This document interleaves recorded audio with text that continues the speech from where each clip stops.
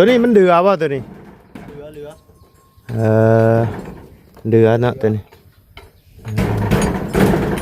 เลยกับทักทายสบายดีเด้อ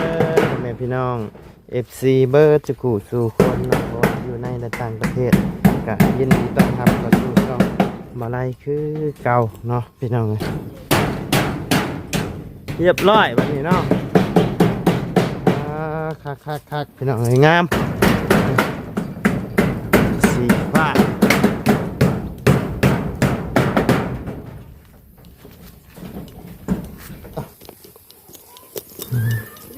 กินน้ำกินได้ป่ะเจ้ากินยังใช้ได้นะโอ้เพิ่นว่าเพราะว่าเพิ่นได้ลูกน้อยเนาะยันพิษกรรมบ่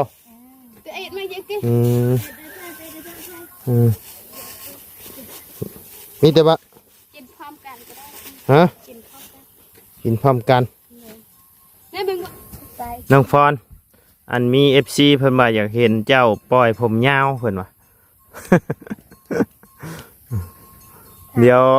รอตามรับชมคลิปหน้าเนาะเพราะว่าคลิปใดก็ยังบ่เคยเห็นน้องเพิ่นปล่อยผมยาวจักเทื่อเพิ่นว่าไม่เสื้อแพทตัดป้าจ้ะได้ใส่แล้วป้าผมก็เสียใจในชีวิตเห็นก็จะใส่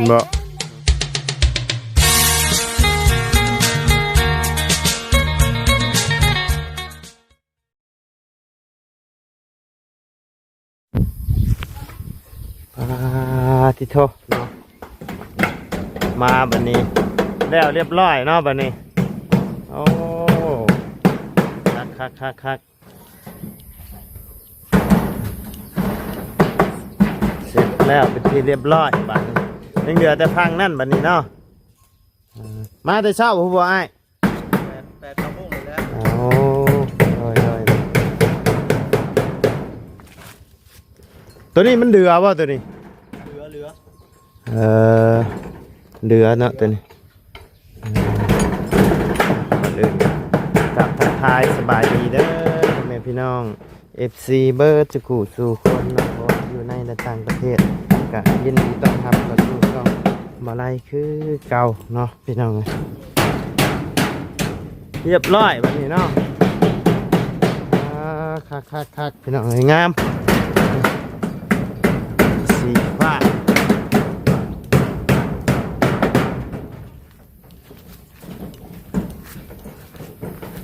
สวยงาม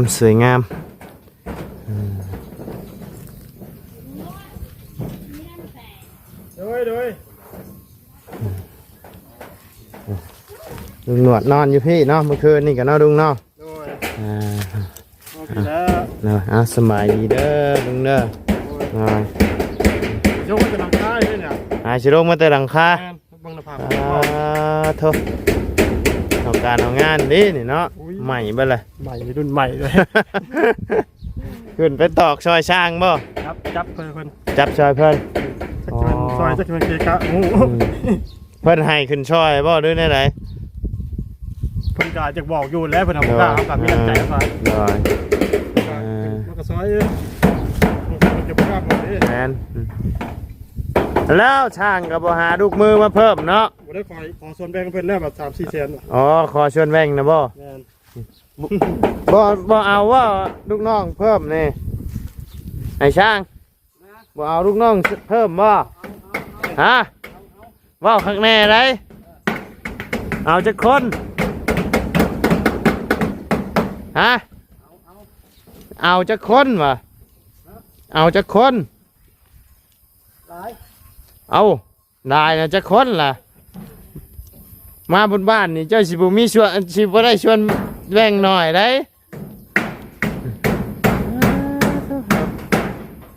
คักพี่น้องสบายดีน้องคำแตงบ่แม่สบายดีเด้อโดยมาแต่ให้น้องแถวเผาให้คือเก่าแม่ไปที่เช้าน้องพรเพิ่นได้ค่ะ กว่า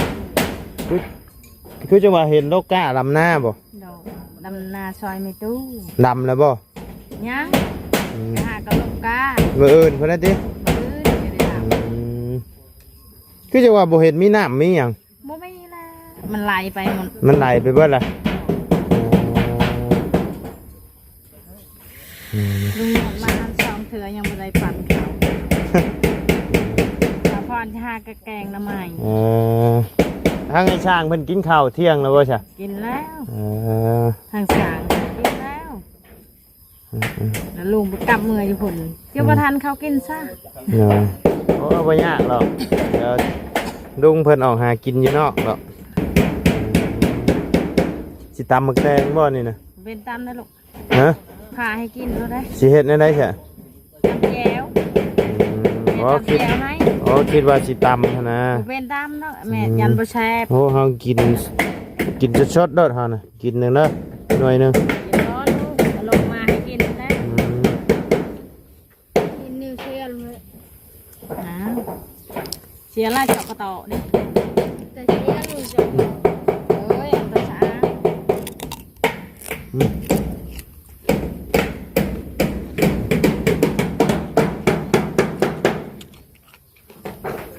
ปันดอยอยู่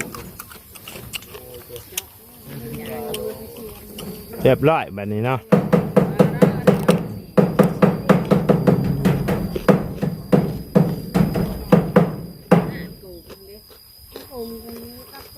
โอ้คักๆหมดใจน้อยเพื่อนนี่พี่น้องชอบใส่เกิบ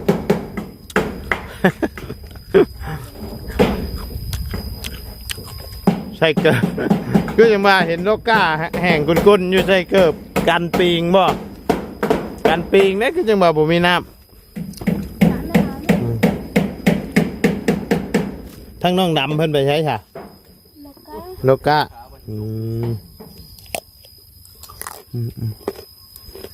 อย่าไปจับ ชุกบ่ได้บ่หมักแตงโมอ่ะ ไม่ได้เป็ดที่เธอสุกแล้วมันหวานแล้วไม่ได้เป็ดเอาเนื้อมันไม่จะหวานปานไหนมึงโมไหน มีแต่แนวนั่นแหละหมักโมให้ ก็เจนเลย แดงกับบ่ได้แดงคือแบบอันหมักโมเขาปลูกเนี่ยช่วงหน้าแดงเลย ไม่อยากแข็งไม่อยากหวานหนู โอ้ย ทำก็เจนนึงโอเค ได้จังมัดแหละโลก้านะ เลยนะ ฮอดเลยฮอดแล้วบ่ร้อยฮะ ไม่ได้หนับแบบ บ่ได้นับเบิ่ง แต่แบบหนึ่งเอาเท้าทำมันเอาเท้าเท่าไหร่ เอาเข้าไว้แช่น่ะเอาไว้ในเฮือนนะเอามาแช่ไว้น้ำบ่ ไม่ใช่บ่แช่มันบ่เหี่ยวไว้ฮะ ไม่ได้ย้อน มัน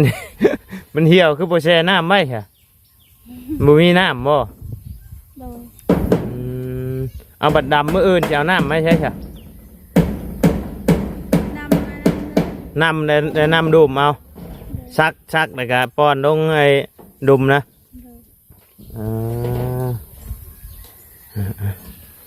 ป้าไปเบิ่งป้าเป็นอะไรเดี๋ยวนี้โอ้ยเนาะเบิ่งเดี๋ยวเอาน้ำไปให้ทั้งน้องพรทั้งก่อนพี่น้อง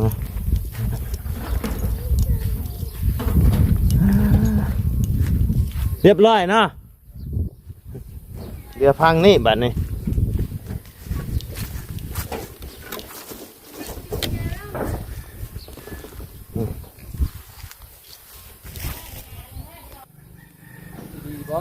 วินเลย ดีสิเป็นหยังเป็นช่างฮอดไว้ บืนกับบ้านแล้วบืน เอาบ่ถึกแล้วฮะ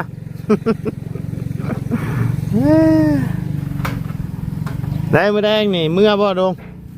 หรือว่านอนอยู่พี่ บืนพุ่นเมือง มื้ออื่นบ่มื้อแดงก็ยังนอนอยู่นี่อยู่เนาะ จะนอนบ่ในวันนี้แหละ พังเบิ่งก่อนยังบ่ฮู้อยู่บางเทื่อก็กลับเมื่อก่อน ถึงไงเลยยังไม่แล้วอยู่ ยังแหละมื้อนี้ นอนกันเด้อ มื้อนี้ก็อยากอยู่อยากนอนอยู่แต่ว่ามื้อนี้ก็ลงไปเซโนผมมื้อนี้ก็ จะไปยังน่ะ ลงไปนี่แหล้วนี่ สำระนี่เพิ่นนี่นะนี่ โอ้ อ่า เป็นร้านนี่เพิ่น เฮ็ดจังได๋ซะมีนี่ก็ต้องจ่ายแล้วลุงเอ้ย บ่ โดย กินนี่ต้องจ่ายบ่ โดยที่นี่ต้องจ่าย อ่ะ ฮะ คิดใจเด้อ โยจิตใจก็ตามแล้ว เอาเดี๋ยวไปเบิ่งทั้งน้องพรเพิ่นนกกล้ากันเด้อลุงเด้อ โดย โดย เดี๋ยวลุงออกก่อนเด้อ ฮะ เดี๋ยวเอาไหม อย่าพากูว่าถ่านี่กูว่าย่านเด้อข่อยกะเข้ามาผู้เดียว ขี่รถเดียวมากินได้จังได้เนาะ เอ้ากระเชียงเข้ามาแล้วเห็นข่อยโทรหาเจ้าอยู่สมปิแล้ว เดี๋ยวไปลุงก็3 โมงแหละ ถ่าแหน่เห็นมาก็ได้ลายได้แต่ว่า หลัง ลายได้มื้อนี้ได้ชาเบิ่งนี่ถ่าแหน่ คลิปหนึง เอาไว้ให้แหน่เห็นมาก็ได้ เดี๋ยวไปเบิ่งทั้งน้องพรเพิ่นก่อนพี่น้องเอ้ยน้อย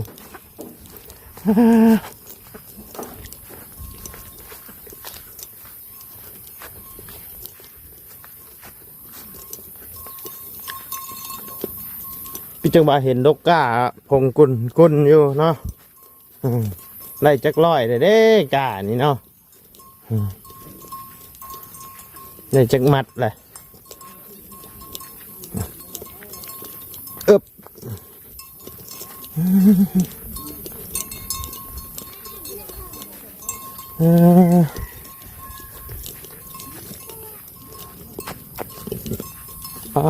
ธ่สบายดีเด้อตู้เด้อหน่อยโธ่เนาะ บอกเลยนะก็ไม่ไปหา ฮะ น้องก่อน โธ่บ่มีน้ำบ่มีหม่องไว้น้ำด้วยบ่นี่นะ เอาเลย อืม ชักเลยก็ปอน ชักป้อนเอามืออื่นเออ มาให้ยังไงแข่งชาหยาบกันไปเลยด ถ่าน้ำบ่ได้ดำติถ่าลูกกะเพิ่นคักกะดีนี่เนาะบ่มีฮอดหญ้าจักเช่นเลยนี่โธ่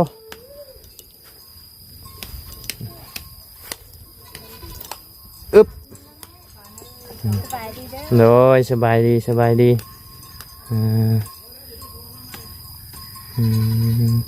บุมีฮอดหมองแช่ก้าไว้มันก็เหี่ยวบ่ได้เนาะคือบ่เหี่ยวไปแช่หมองน้ำนะฮะเพื่อฮอดมื้ออื่นเหี่ยวบ่ได้นี่ไผชาผู้นี้ มวย ฮะ มวย มวยหลานบ่ด้วยน้อง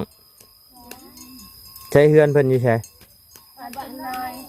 บ้านเทิมน้อย อันผู้ที่ว่าแม่เพิ่นคลอดลูกบางหนึงนี่บ่ผู้นี้บ่อันได้ลูกตอนนั้นน่ะที่ว่าทางบ่าวดีเพิ่นเข้าไปถ่ายนะโดย ตั้งไปตู้ให้โรยเนาะ เอาได้ไรก็ได้ดอกเนาะเด้อเจ้า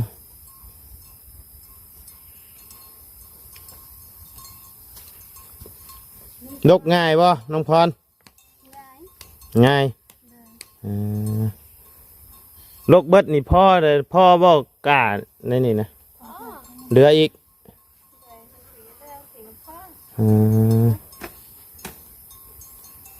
ใช่ป่ะย่านปิ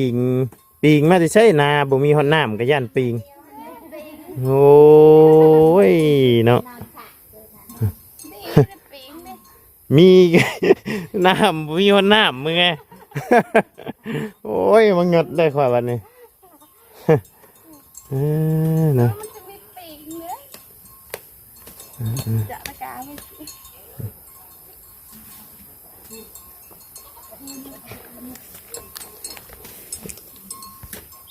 ดำมือนึงนี่แล้วบ่น้องพรบ่แล้วบ่ให้ตัวเทิงกับแม่นบ่ขาดใบนะบ่อันนี้นะขอระบายยังไข่อยู่ได้อันนี้นะ เรียบร้อยแล้วบ่เนี่ยนี่นะ เออเราขาดจักรอบมันนี่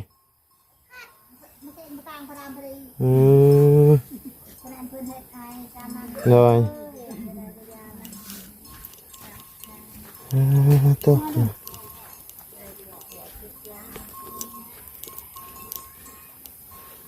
เจ้าบ่ได้ลำหน้าบ่ใช่อยู่พุ่นน่ะเอ้ยเจ้าบ่มีหน้าบ่มีอยู่บ่มีหน่อยเดียวมาพ่อกันช่ำน้ำชื่อมากันเนาะโอ้จะคน1 2 3 4 5 6แม่นบ่6ชื่อมา4นึง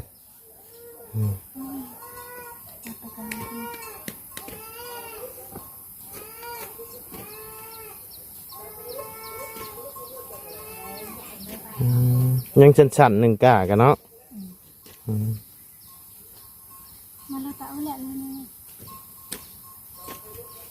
น้องพรน้ำกินน้ำเย็นๆกันเลยเอาแว่งกันได้เอาอยากกินเอาบุ้ย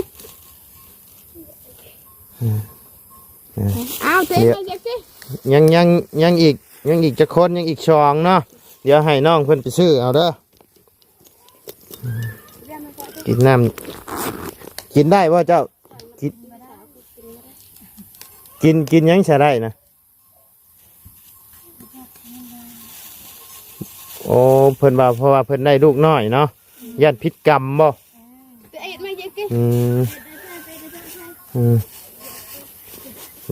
มีแต่ว่า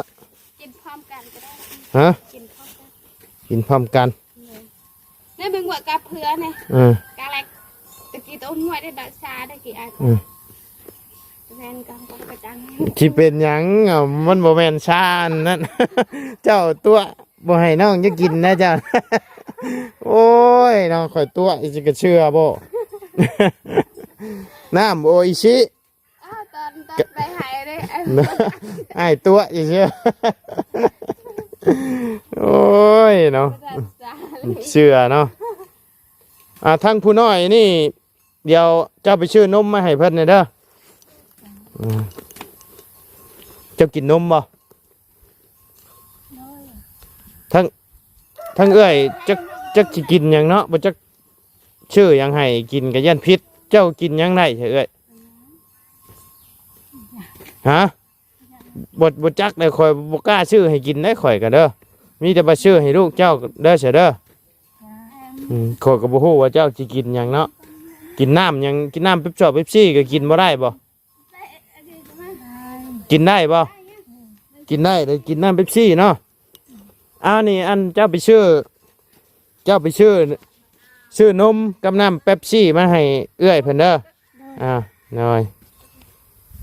แลนโอ้ขยันอยู่ได้นี่เนาะโอ้มืดฟ้ามืดฝนมาเลยฝนสิตกอันดังค่านี่เพิ่นมุงแต่ว่านนี่บ่นี่น้องพรเมื่อวานนี่ฝนตกก็เลยบ่ได้เข้ามาเลยทั้งอ้ายกับเมื่อเลยฝนมันตกกินข้าวเที่ยงกันยังมื้อนี่กินกับหอชมทางนี่หมดกินกับหอชมคันว่า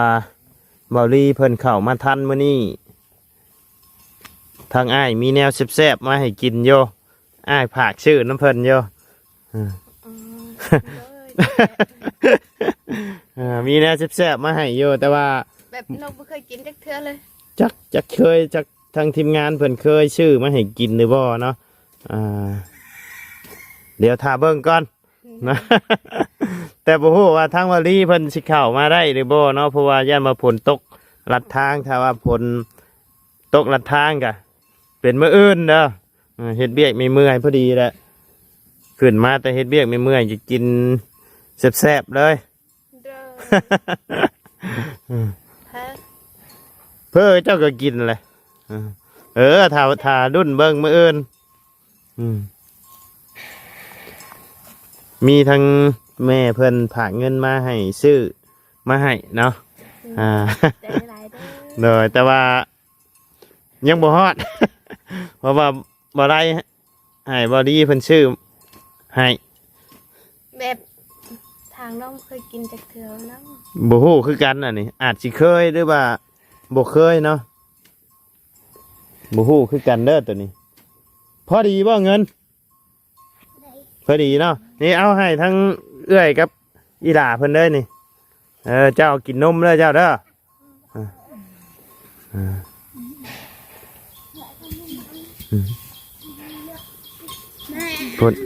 ผลกระชิตกเดี๋ยวเนาะ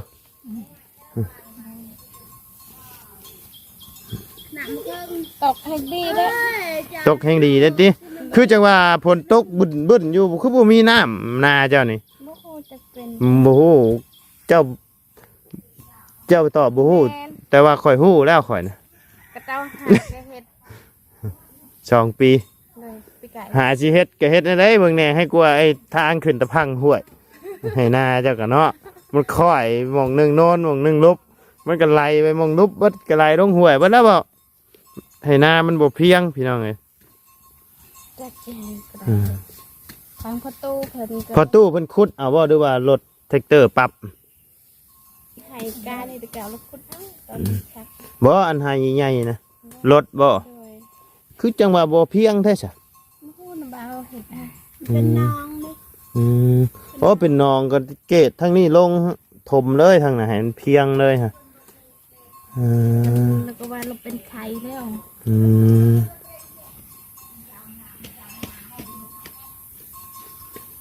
แบบคือจังว่าเฮาขุดเอานี่ว่าพูดน้อยๆนี่กันขยันลีนี่เนาะบ่ปากบ่ติงผู้นี้บ่ที่ว่าทางบ่าวดีเพิ่นสัมภาษณ์มื้อนั้นน่ะอ๋อมาดกกาดำหน้าซอยเนาะ บ่สอยยังได้ไม่ตู ฮะ ว่าบ่สอยก็ไม่ตูเด้ แม่ตู้ติ เลย เจ้านี่เป็นลูกของแม่ตู้เพิ่นนี่บ่อ๋อเป็นลูกสาวเลยเนาะ โอ้ย อืม ชาวลาด ลูกสาวละลูก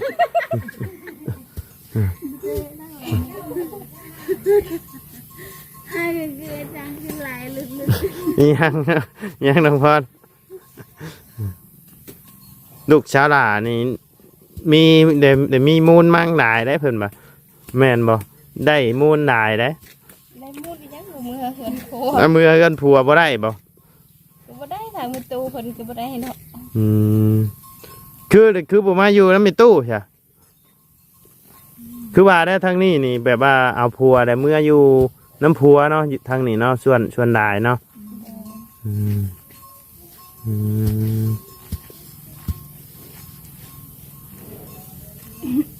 ทางนี้เพื่อนดำหน้าเพื่อนอุ้มมัดก้าบ่ ลงบ่เป็น บ่เป็นไปฮอดให้หน้าแล้วก็ แก่ แก้ออกแล้วก็เอาเป็นกรรมเอา เลย อืมทางบ้านอ้ายนี่อุ้มมัดก้าเลย เอ้ยอายแล้วจะไป ฮะ อุ้มบ่เป็น อุ้มบุเป็น เลย ยังบุเป็นอ่ะแปะใส่แขนข้างนี่เลยก็ดำเลยเลย ทางอ้ายก็อุ้มบ่ อุ้มคือกัน ว่าเธอเก่งแหละ บัวอุ้มมันกล้าใช่สิเก่ง เก่งเลยทางน้องบ่เป็นเด้ แต่ว่าอยู่บ้านเมียอ้ายก็แก้คือกัน มีแต่อ้ายและอุ้ม แบบบ่ถนัด แม่นเพิ่นบ่ถนัด ขนาดกูเจาะกลางแล้วกูตะแคบ อืม สูตรเลย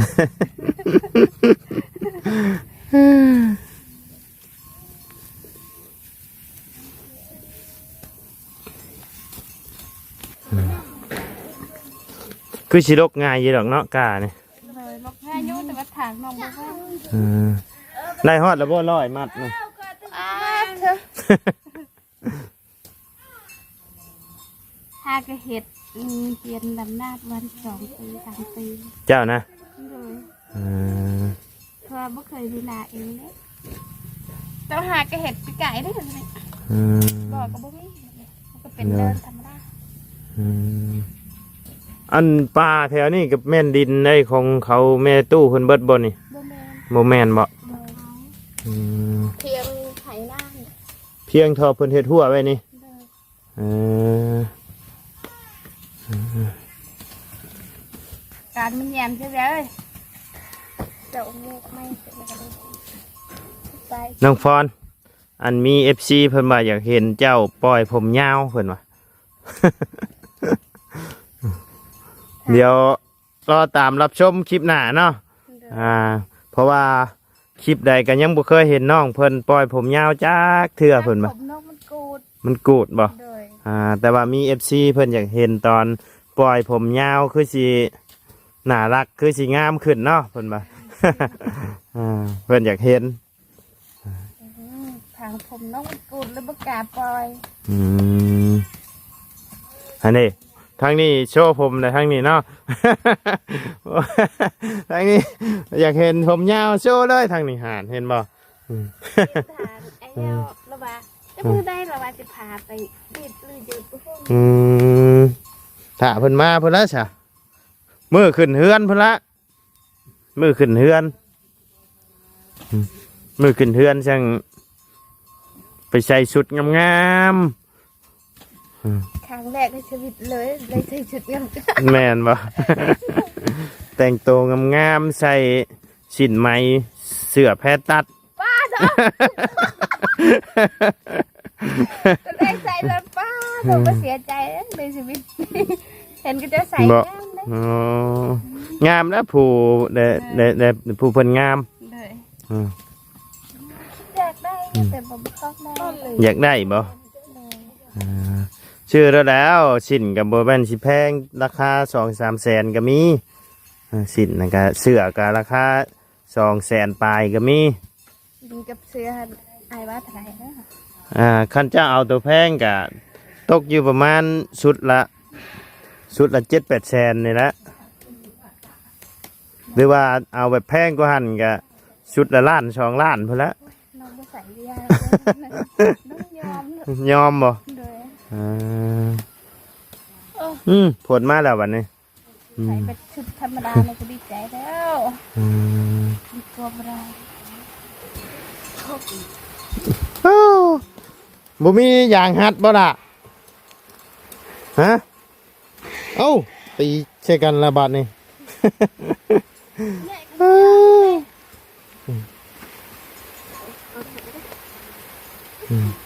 เอ้า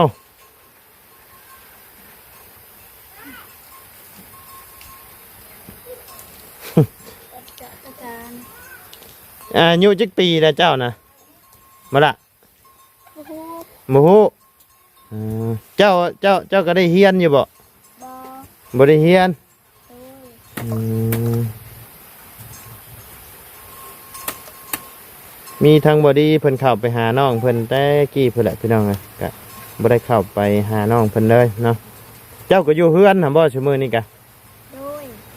ถ้ามีโอกาสละบ่าวสิแบะเข้าไปหาเด้อฝนกระตกแล้วพี่น้องเลยเอาโอเคซะเนาะพ่อแม่พี่น้องสำหรับคลิปนี้ทางบ่ได้ก็สิได้ขอจบคลิปปิดคลิปลงไปเพียงสำนี้ก่อนเด้อพี่น้องเด้อขอบคุญขอบคุณพ่อแม่พี่น้องและ FC บัดสุขุทุกคนเนาะที่เข้ามาติดตามและรับชมทั้งช่องบ่ไล่เนาะสำหรับคลิปนี้ก็ดำลาแล้วพี่น้องสบายดีเด้อเนาะไปน้องพรโดยสบายดีน้องอย่างนั้นนี่นะ น้องมวย น้องมวยเนาะอ๋อโดยไผฉะนี่ตีเอ้าน้องแถวหาสิมาบ่ฮะ เด้อ สบายดีเด้อ สวัสดี โอ้ยหาสิมาเนาะมาประทันน้ำช้ำหาสิมาแต่ให้บ่เลยเอาโอเคสำหรับพี่น้องสำหรับคลิปนี้ก็ลำลาแล้วพี่น้องไปพบเจอกันในคลิปหน้าสบายดีเด้อเนาะ